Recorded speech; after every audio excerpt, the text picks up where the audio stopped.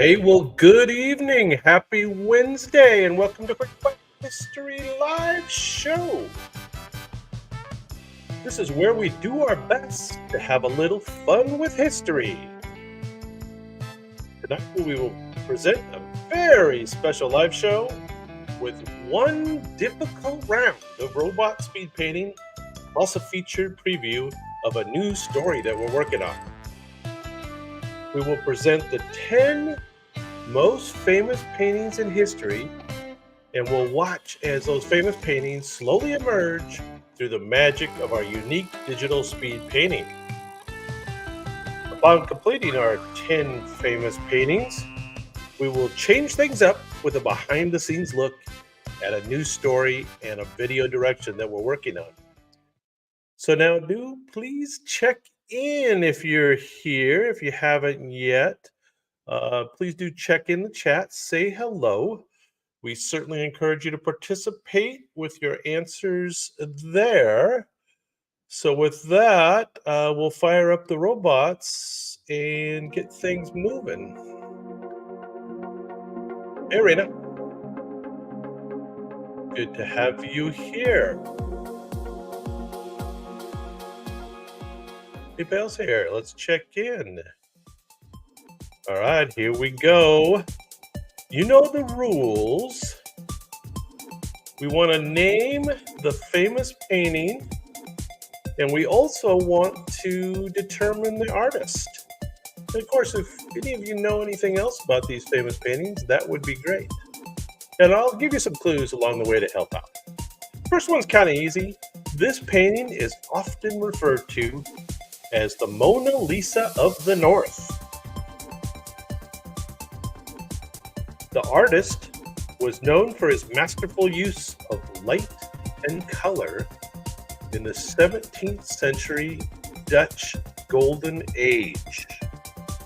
You might know the answer?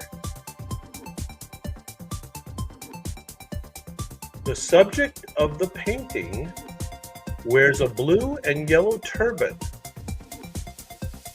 The painting features a young woman with a mysterious expression, looking over her shoulder. They may know this one. A single prominent piece of jewelry in the painting is a large pearl earring.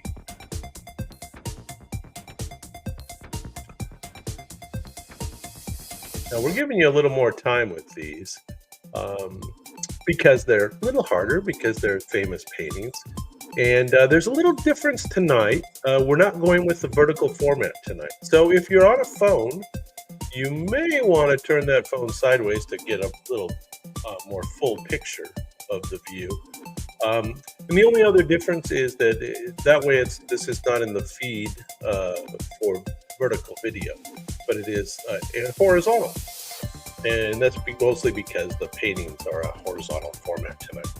Anyway, this was indeed the girl with a pearl earring. This painting is often called the Mona Lisa of the North. Johannes Vermeer, a master of light and color during the Dutch Golden Age, painted the work. The subject is a young woman with a blue and yellow turban glancing over her shoulder with a mysterious expression. The most striking feature is her large pearl earrings. Moving on to number 2. This fresco is located in the Vatican's Apostolic Palace. Apostolic Palace. Some of you may know this one. It features numerous classical philosophers and scholars engaged in discussion. Some of you probably know this one. The artist was one of 3 great masters of the High Renaissance in Italy. The central figures are 2 of the most famous philosophers from ancient Greece, one pointing upward and the other reaching outward. Might not be able to see that in the robots painting. Plato and Aristotle are the central figures in this grand fresco. Anyway, if you guessed it, great. If you didn't, this is the School of Athens, is the name of the painting. And this is located in the Vatican's Apostolic Palace. This fresco depicts various classical philosophers and scholars in the discussion. Raphael, one of the High Renaissance great masters, created this piece. Central to the fresco are Plato and Aristotle, depicted with iconic gestures symbolizing their philosophies. Yeah, pretty famous. It was famous for having a real strong perspective. That was a real key of the Renaissance paintings. It's where they started using perspective in all the paintings. And this was a really good example of that. Yay, if you got it. The School of Athens by Raphael. All right. Let's move on to number 3. I bet you get this one. we had to mix an easy one in for you. This painting is housed in the Louvre Museum in Paris.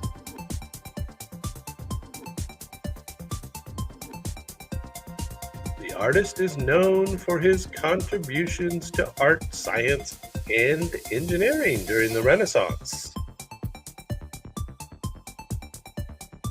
The subject's enigmatic smile has fascinated viewers for centuries. Surely you know this one. The background features a dreamy, atmospheric landscape. Never knew that. I actually haven't seen this in person. I don't know if any of you have seen who's seen this piece in person out there. Hey, there's the answer. I see the answer on the board. We got the easy one. Have you seen this in person? I never have. It says it has a dreamy, atmospheric landscape in the background. The painting depicts a woman with a gentle smile and folded hands, often considered the most famous portrait in the world. And again, this is in horizontal orientation this whole show tonight. So if you're on your phone, you might want to turn your phone sideways to see it best. If you're not on your phone, then you probably have it in landscape. Anyway, the Mona Lisa, housed in the Louvre Museum in Paris, is Leonardo da Vinci's renowned masterpiece. Known for its subject enigmatic smile, the portrait features a woman with folded hands and set against the dreamy landscape, captivating viewers for centuries. Again, the Mona Lisa by Leonardo da Vinci. Cool. I see you have seen this in person. We gave everybody a little more time on these because for the most part they're larger and take a lot more detail. Now this one was pretty easy. Yay, you got this one. All right, let's see if we can get the next one. Here we go with number 4. This mural is located in the convent of Santa Maria dei Grassi. Santa Maria dei Grassi in Milan, Italy. It was created during the Italian Renaissance by a polymath artist. The painting captures a moment from the New Testament. Who remembers this one? One of the greatest paintings in the world. We're looking for both the piece and the artist. The central figure is surrounded by 12 disciples. There we go. We have the answer on the board. Aaron's in the house. The scene depicts Jesus announcing that one of his disciples will betray him.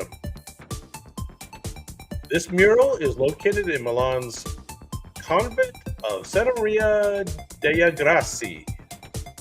Captures a pivotal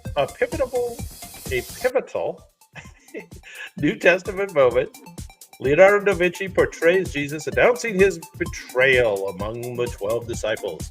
The Renaissance masterpiece is renowned for its composition and emotional depth. And I don't know if the robots really did this one justice. Aaron, if you're on your phone, this video's in horizontal format, so you might want to turn your phone sideways if you're on your phone. If you're not on your phone, then you probably got it in horizontal format anyway. Very good, Aaron. You've got both the painting and the artist.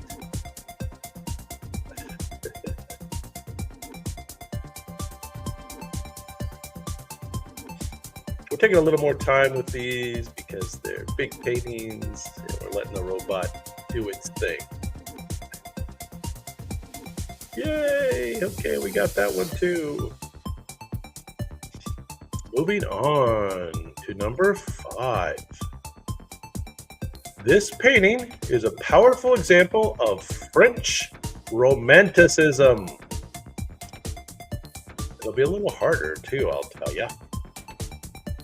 It portrays the aftermath of a tragic maritime disaster.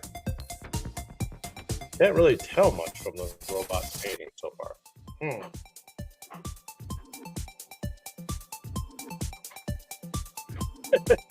I can't tell much yet. The artist conducted extensive research, including interviews with survivors. Holy smokes! Research on this painting. The painting depicts a desperate group of survivors on a makeshift raft. Wow. You can't tell. The robot's doing a terrible job with this. Can't tell what that is. I can't. It represents the wreck of a French naval frigate, Medusa.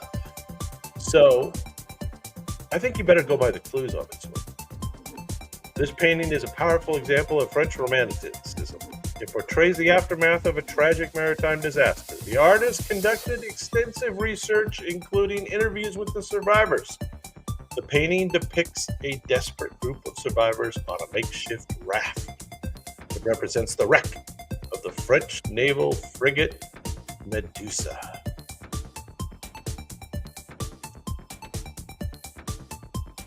Who knows? A hard one, I guess. There you go. So the title of the piece is The Raft of Medusa. The Raft of Medusa is a poignant French romantic painting depicting the aftermath of a maritime disaster. Théodore, I'm going to have to work on this pronunciation, Géricault. However you say that in French. Géricault. Who interviews the survivors, illustrates the desperate plight of the Medusa survivors on a makeshift raft. Learn something every day on Quick Bite History. Number 6. This painting is housed in the Uffizi Gallery in Florence. Who's been there? Not me. The Uffizi Gallery in Florence. It is a masterpiece of Italian Renaissance art. Hey, Bells, what's going on? Good to see you. The central figure is a mythological goddess emerging from the sea. The goddess stands on a giant shell being blown to shore by the wind gods. Well, how about that? That sounds like a bit of a fantasy. The painting depicts Venus, the Roman goddess of love and beauty, standing on a shell. Who knows the name of the painting? Or the artist? Or the artist. Venus is definitely correct, but that's not the full name of the piece. The full name of the piece is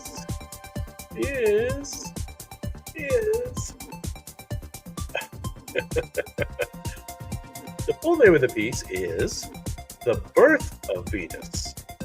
The Birth of Venus, an Italian Renaissance masterpiece by Sandro Botticelli, is housed in Florence's Uffizi Gallery. The painting depicts Venus, the Roman goddess of love and beauty, emerging from the sea on a shell, blown ashore by the wind gods. So there you go. The Birth of Venus. Okay, I see Susan had the answer there, but did she have it before I said it? Maybe. There's delay. It's possible. If you were to Google an article, the 10 most famous paintings in history, you might have an advantage here. All right, moving on. Number 7.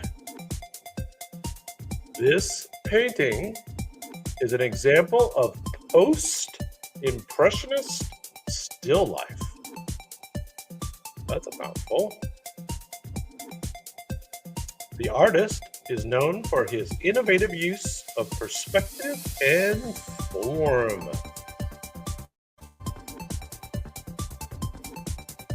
Somebody might guess the artist before the name of the piece on this one. Let's see. The composition includes a bottle, a plate of biscuits, and a basket. In case you couldn't tell that yet by the robots. Superior painting. Actually, the style of the robots on this one is pretty cool. I mean, the original painting's obviously very cool, but the robots are doing a good job on this one. The subject matter consists mainly of fruit arranged in an artful manner. It features a basket filled with apples and is one of somebody's most famous works. Who knows who this is, the artist or the name of the piece? Anybody got it? Anybody know? Paul Cézanne's Basket of Apples is a notable post-impressionist still life, known for its innovative perspective. The painting includes a bottle and a plate of biscuits and a basket of apples arranged artfully, showcasing Cézanne's distinct style. Paul Cézanne. Not Monet.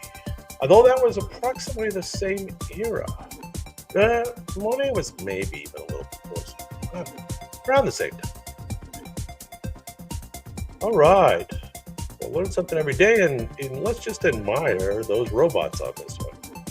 They did a nice painting on this one. Something to take. Maybe we could sell the robot Cézanne. It's an idea. We could have it on a t-shirt, maybe. Quick Bite History store with the Paul Cézanne robot painting. All right, number 8. This painting is a powerful political statement against war. How about that? It was created in response to a tragic event during the Spanish Civil War. So there's your big clue. There's your big clue. There's your big clue. The artwork is monochromatic, no kidding, and filled with chaotic imagery. Another big clue. It depicts the bombing of a Basque town. Now, I would have never said that when I look at that painting. Like the robots are crazy on this one. I bet you guys know who this artist is. Who knows? Who can beat their internet connection and get the answer on the board? I think my internet is going pretty fast these days. My problem on Sunday was not internet, incidentally. It was my computer, actually. Anyway, so the painting Guernica by so-and-so is a stark black and white depiction of suffering and destruction. Guernica by Pablo Picasso is a stark monochromatic depiction of war's horrors, created in response to the Spanish Civil War, bombing of a Basque town.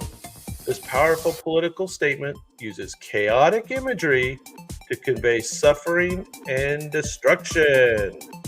I do see the answer there, so I bet you had it about a half hour ago. And I've just seen it now. It's a pretty cool painting. All the ones that were in that same style, that same technique, were pretty cool. Pablo Picasso for sure. In fact, I've got a replica that someone painted as a copy of a Pablo Picasso, and it wasn't Guernica because it had colors, but I forget the name of it. But one of those famous Pablo Picassos. All right, we only got 2 left. This is number 9, and this painting is housed in the Museum of Modern Art, MoMA, in New York. And I bet you're gonna know this one. The artist is known for his expressive brushstrokes and use of color. And the robot almost has the same brushstrokes. We could have taught him a little better, but the robots aren't bad. They're not bad at this. The scene depicts a night sky over a quiet town with swirling stars. There you go. Susan's got a faster internet. That is the correct answer. For the piece, who's the artist? That one should be the easy part. A large cypress tree is prominently featured in the foreground. It is one of so-and-so's most famous works, known as The Starry Night.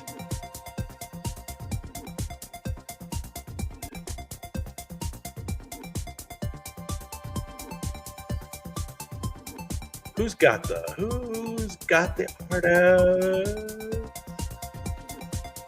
He's missing an ear. He's only got one ear. All right, he's missing part of the ear. Housed in MoMA, New York, Vincent van Gogh's The Starry Night is celebrated for its swirling night sky over a quiet town. Known for its expressive brushstrokes and vibrant colors, the painting prominently features a large cypress tree. I guess that is a cypress tree. I don't know. Do you see my little arrow? Cypress tree? I don't know if you can see that arrow or not.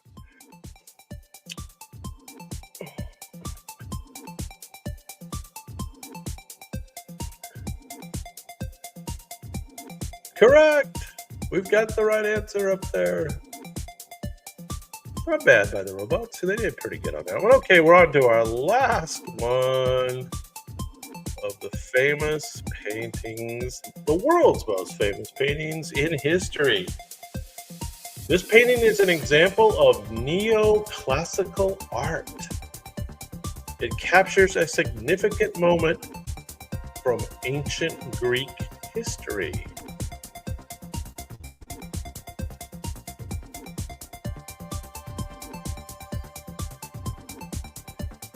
The central figure is calmly accepting his fate, surrounded by his followers. The scene depicts a famous philosopher willingly drinking poison hemlock. Wow. The painting shows the final moments of Socrates. Who knows the name of the painting? Who knows the artist?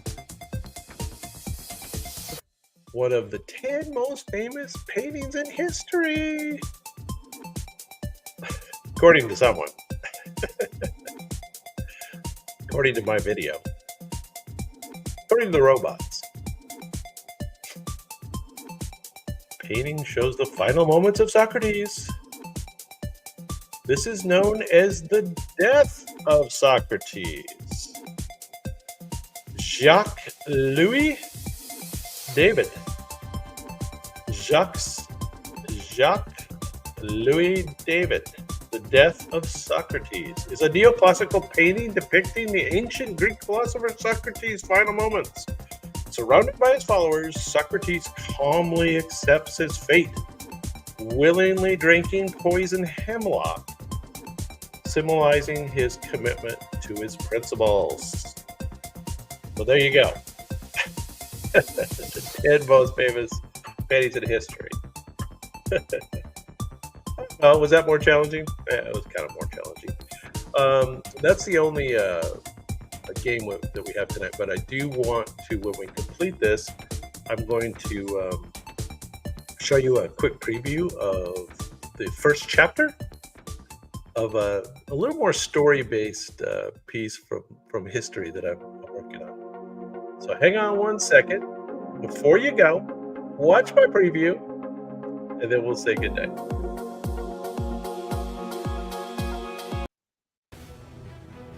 Ayana stood at the edge of the camp, eyes fixed on the horizon. The icy wind whipped her long, dark hair.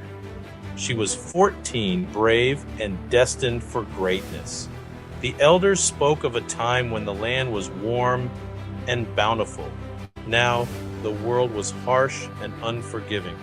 Her father, the clan's strongest hunter, approached. Ayana, he said, the land is changing. We must move south to survive. Ayana nodded, determination in her eyes. She glanced at her grandmother, who sat by the fire, whispering ancient stories to the younger children.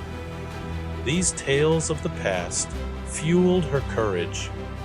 As the sun dipped below the frozen horizon, Ayana knew their journey would test every fiber of her being. All right, so anyway, that's the very first chapter in at least a 10-chapter story. That is essentially the history of the first people to cross the Bering Land Bridge and come to America. And the idea is that it's a little more of a story-based, character-based history piece. and it's featuring a lot of the new AI video that's available. That changes every day, and it's going to get better and better and better. And so the sky's going to be the limit on what you can create. And it's all going to be all about story. And so anyway, I'm trying my hand at a little more character-based story. And so I hope you'll watch. There'll be several of the shorts come out before the long, and then the long form will come out, and make sure you watch that for me. And we'll be doing some other, again, more character-based stories. Hopefully you like that. Anyway, thank you for coming tonight. I really appreciate it. If anybody wants to stick around, I'm going to try to pull up some of this new software that is making these little AI videos. And it's pretty cool. So if you want to stick around and see that, feel free. If you don't, that's fine as well. So I'm going to try to pull that up. I'm going to share my screen.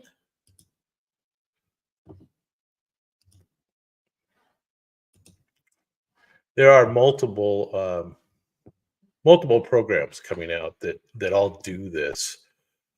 They can make little videos either just from text. You could just write a little sentence about the action that you want to see, or you can show it a picture and tell it make a video out of that picture. And so I do a little bit of both with all my stories. Um, I can show you a couple of these, and you can get a feel for them. This one's just from a picture, but you can see it creates quite a visual deal here.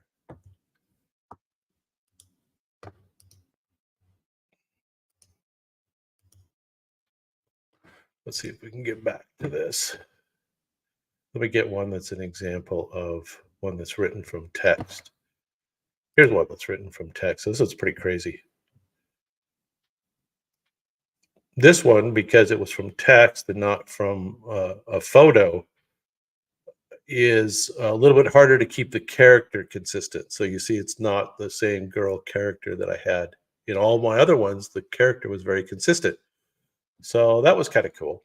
But from this little story, it created this little video, and it just gets better and better. Is my point. This was one of these first ones that came out this week. Next week we have a couple of the other companies that are matching up, and it's just going to get so much better so fast. I understand the next generation. These are 5-second videos, and I understand what we'll have next week will be 10-second videos. And of course, you could edit them and cut them if there's something in them that gets a little wonky or a little crazy. You can cut that out, and pretty quick, you're going to be able to do at least an entire YouTube short, which is a 60-second video, all from one story. And so this gets back to what I was talking about how story becomes the thing, because you could just iterate videos. If you don't like the first one, you can do another one, and it'll all be about how good the story is. And so learning how to interact with a ChatGPT assistant to develop your scripts and your stories, it becomes the kind of the critical thing. Let me go back and let's see if I can find something else that's fun for you here. Here's another one of my story, the girl, and this was from one picture that was developed from another AI program. Of course, I think the AI program that this was developed from was probably Midjourney. I do use several different ones. Anyway, kind of gives you a feel for it. And again, these are about 5-second length, which is pretty good. Here was her talking to her dad, which was pretty cool, in that upper left. And then this was from my series on Cherokee Native Americans, and this was pretty cool. So they just get better and better. Let's see what else we got. Let's load some more. Oh, here we go. Here's my avatar. Here's my AI guy. I'll click on him. And there is an extend button, so this one actually goes 10 seconds. He almost closes his eyes like me too. Look. I guess it's a younger me. I guess. Yeah, I see Susan's comment, and hopefully she's still here. I have become 100% or 200, 300, 400% more creative with all these AI tools. It just stimulates you to just do all kinds of stuff. It's not creative. It's absolutely the opposite. It stimulates creativity in anybody that's a creator, anybody that's a designer, anything like that. They're all just super stimulated. So, and I think that's just going to go on and on and on. I'm going to load some more here. Oh, here's a cool Western one I want to show you. So this was from my Ghost Town series. Pretty cool, right? They're using they're using a lot of gimmicks and tricks, but that's okay.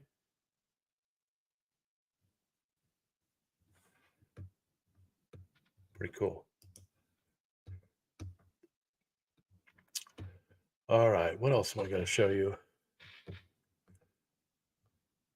I'll show you one other program that does kind of the same thing. And I'm going to actually do one because it does it fast enough that we don't need to wait.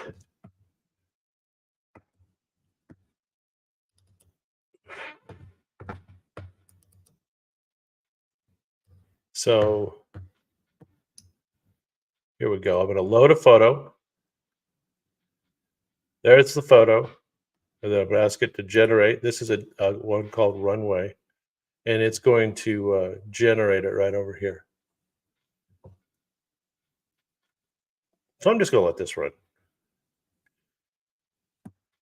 Anyway, this is the Marlene Dietrich story that I'm still working on. That's a 20-part AI video that is all Marlene Dietrich being kind of a spy during World War II. Interesting story. Again, it was kind of where I was starting to head towards this story thing, and I'm just going to keep going that way. That all the history elements will be a little more character driven, a little more story driven.